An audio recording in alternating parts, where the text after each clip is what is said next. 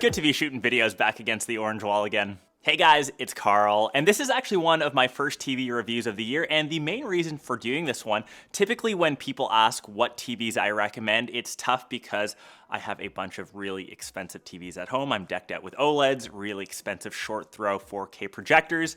This is the LG QNED, specifically the 75-inch. This one doesn't break the bank, it's not as expensive, and thankfully still has a ton of premium features packed in, especially when comparing the price points. So big shout outs to LG for sponsoring this episode for more relatable content that I can actually recommend TVs that most of you, some of you, can afford. So like I mentioned, this is the 75 QNED. This is based around their mini LED tech, which is LG's most premium LED set in their lineup right now, and it's packed with their latest tech. It also combines that with quantum dot and nanocell tech from LG, which gives you brighter colors, deeper black. It essentially just makes everything look way better without you having to do anything, and compared to those $400 to $500 TVs that don't have any AI processing, the difference in image quality is pretty big, and I know it's so tempting just because of the price, but if you are a stickler for good image quality and you want something to look half decent, you know the route that you have to go through. And if you guys have seen my studio previously, or I'll just show some B-roll clips of around here,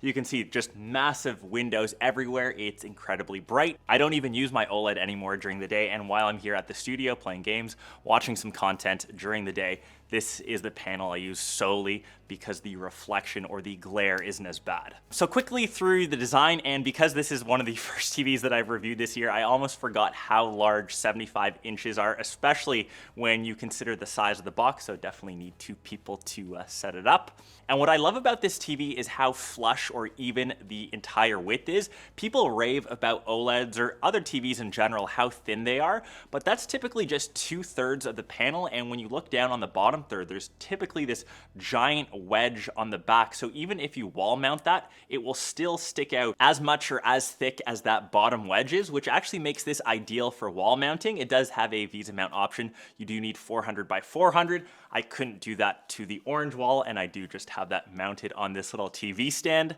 And pretty much for the rest of the design, TVs are the same. Bezels are super thin. They're not razor thin as I've seen on, once again, I'm gonna compare that to OLEDs, but I rather save $1,000, $1,500, get something with slightly thicker bezels. We're not talking anything extreme, giant forehead, old 90s TVs. They're still pretty thin. And to save that extra bit of money, I would definitely choose this over an OLED. I think you get way better bang for your buck. Ports wise, you are rocking 4 HDMI, 2 of which are HDMI 2.1, which gets you 4K at 120 Hertz. We'll get to that once again when we talk about gaming. 3 USB and optical digital. And the best part for that wall mounting, all of those ports are mounted sideways so you can get really close to the wall. And lastly, inside of the box, my favorite thing of all time has to be their Magic Remote. It is by far the best remote for any TV brand, and trust me, I've reviewed a lot of TVs. It is just so simple to use. You can just point at the TV and you can see that the little cursor comes up. It just makes navigating the UI so much better. Maybe one thing to improve on LG, I have seen some TVs with little solar panels or even something to recharge via USB-C. It is still rocking AA batteries. Thankfully, some come in the box. So to the nitty gritty and actual performance of this, I'm not gonna get too technical. Pretty much everything that I've been watching and crushing on this TV has looked great, whether that's 4K Dolby, HDR. I did watch the finale of Obi-Wan, which was super dope, and I'll keep it short and sweet. I won't leave any spoilers here. Definitely go watch it. It does have a full array local dimming pro display, which makes it a lot better than those budget TVs. I know that there are ones that you see on Amazon, $500-600 for the same size, but that's the biggest difference, as those are typically edge lit. That really helps manage the dark and black levels, and I find compared to those cheap TVs, those are the areas that look washed out, even a bit gray, especially with new content now being shot in low light. Dark areas, you want to have those nice and crispy. Obviously not as deep or as black as an OLED, but for an LCD panel, this is probably some of the best that you're gonna get. And if you are someone that likes to watch a ton of movies, they also have a really cool feature called Filmmaker Mode, which turns off some of the internal processing and lets you watch the movie as it was intended or envisioned by the director. That will preserve things like frame rates, aspect ratios, or colors. And for everything else, it has the Alpha 7 Gen 4 AI processor 4K. I know that's a bit of a mouthful, but essentially it has a really good processor to upscale all your images to make them nice and smooth. Okay, moving on to gaming, which is something that I sadly don't get as much time as I'd like, but when I do have little bits of downtime, I do like to kick back, relax, and play a couple of games. I'm not super competitive. I know that all PC people will say, you gotta play PC, bro. You gotta be on a monitor, 240 hertz.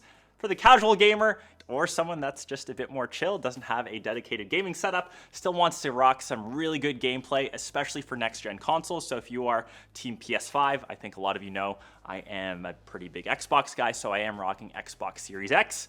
So in terms of gaming, I did mention the two HDMI 2.1 ports. So for next-gen gaming, it does take 4K at 120. And what I do love, it automatically recognizes when you have a console plugged in, you just hit the settings button, and up pops Game Optimizer. So this pretty much shows all of your game settings, which FPS you're rocking. You can even change some of the modes if you want. It does have AMD FreeSync, which gives you variable refresh rates depending on what game you're playing. So I'm typically still rocking a ton of Halo, still trying to make my way through the Mass Effect trilogy or the remastered version, and rocking some FIFA 22 just because of the new EPL season. I'm going to plug my fantasy team or my fantasy league, which I will create.